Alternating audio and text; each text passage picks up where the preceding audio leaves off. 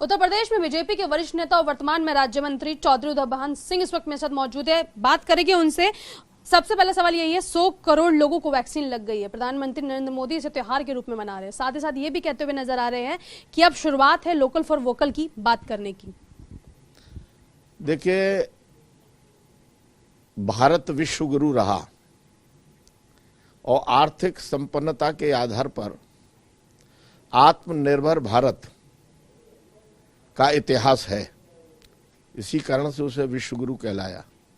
बीच में अंतराल में जो दुर्भाग्यपूर्ण परिस्थितियां बनी, देश स्वतंत्र भी हुआ और स्वतंत्र देश हो जाने के बाद जो देश की चाहत थी, जो आवश्यकता थी, जो अनिवार्यताएं थीं, उसको मंत्र के रूप में जपते तो रहे लेकिन कार्य रूप में परिणत नहीं किया। देश के यशस्वी प्रधानमंत्री ने देश को जो 2014 में देश को वायदा किया था, आश्वस्त किया था, उस आधार पर आत्मनिर्भर भारत की ओर देश को ले गए। इसी बीच में 2020 और 2019 के बीच एक संसार की सबसे बड़ी महामारी जिसे कोरोना कह के आए, उसने सारी चाल को बिगाड़ा। लेकिन भारतवर्ष घबराया नहीं।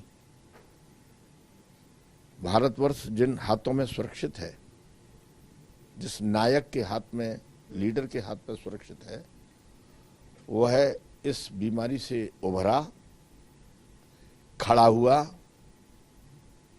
और उसने संपूर्ण विश्व के सामने उदाहरण भी पेश किया। उदयभान सिंह जी, प्रधानमंत्री मोदी जी नसीहत भी दे रहे हैं विपक्ष को, क्योंकि कई बार देखा गया कि अखिलेश यादव ने वैक्सीन को बीजेपी की वैक्सीन भी बताई, तमाम चीजें भी देखने के लिए मिली। आपको क्या लगता है कि जब अब टारगेट 100 करोड़ के पार है तो क्या एक तरीके से विपक्ष को जवाब मिला? देखिए, 100 करोड़ का आंकड़ा पार हो जाने का अर्थ है कि देश ने संपूर्ण विश्व के सामने सफलता अर्जित कर ली। और जब संपूर्ण विश्व के सामने हमने एक महामारी का विराम लगाया और सफलता हासिल की है, तो निश्चित रूप से आगे विरोधियों को बोलने का कोई औचित्य तो रहा नहीं। ऐसे में कांग्रेस को लेकर क्या धारणा बनाएंगे, क्योंकि कई तरीके के ऐलान जो है प्रियंका गांधी वाड्रा कर चुके, लेकिन बहरहाल इस कड़ी में मायावती जरूर पूरे मामले पर तड़का लगाती हुई नजर आ रही है। उनका साफ तौर पर यही कहना है कि बेरोजगारी हो या फिर महंगाई हो, तमाम चीजों के अच्छे वादे तो आपने मिटाने के लिए किए थे, लेकिन अब लगता है कि जनता पर पहाड़ तोड़ रहे हैं आप लोग। देखिए, कांग्रेस हार चुकी है, कांग्रेस टूट चुकी है। उसकी जो मूल आइडियोलॉजी थे उससे कांग्रेस हटती हुई लंबे समय से दिख रही है। तो जो अपने आइडियोलॉजी से, जो उसका आध्यात्मिक मूल मंत्र है, जब कोई भी राजनीतिक दल उससे हट जाता है तो फिर कुछ कहने के लिए रह नहीं जाता। मायावती को लेकर क्या कहना चाहेंगे, क्योंकि सबसे बड़ा आरोप तो उन्होंने आपकी पार्टी पे लगाया है। पूछ रही हैं कहाँ गए वो अच्छे दिन, क्योंकि महंगाई और बेरोजगारी का जो जिस तरीके से आंकड़ा बढ़ रहा है वो पहाड़ के रूप में जनता के ऊपर फूटते हुए नजर आ रहा है। देखिए, देश को तोड़ता है भ्रष्टाचार। मैं मायावती जी को इंगित तो नहीं करूंगा,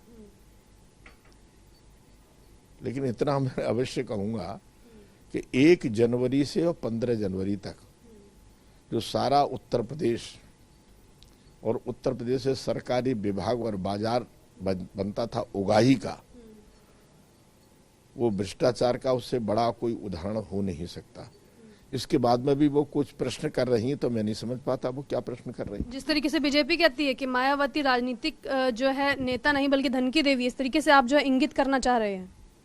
देखिए, वो क्या कर रही हैं इसका मेरा कोई सरोकार नहीं है। वो अपने 1 से 15 तारीख की जो तिथि तय की है, अपने दल की मुखिया हैं, अपने दल को सुरक्षित रखने के लिए वो क्या अनर्गल कह सकती हैं, ये उनका विषय है। तो चलिए, बातों ही बातों में सुदबुदाहट में उदयभान सिंह कहते हुए जरूर नजर आए हैं कि मायावती प्रत्यक्ष रूप से धन की देवी तो नहीं, लेकिन 1 से 15 तारीख में जो उगाही का कार्यक्रम चला करता था, वो ये बात जरूर साबित करती है कि अनर्गल चीजें उनके समय में जरूर हुई है। कैमरा पर्सन दिलीप के साथ मैं भावना, समाचार प्लस दिल्ली।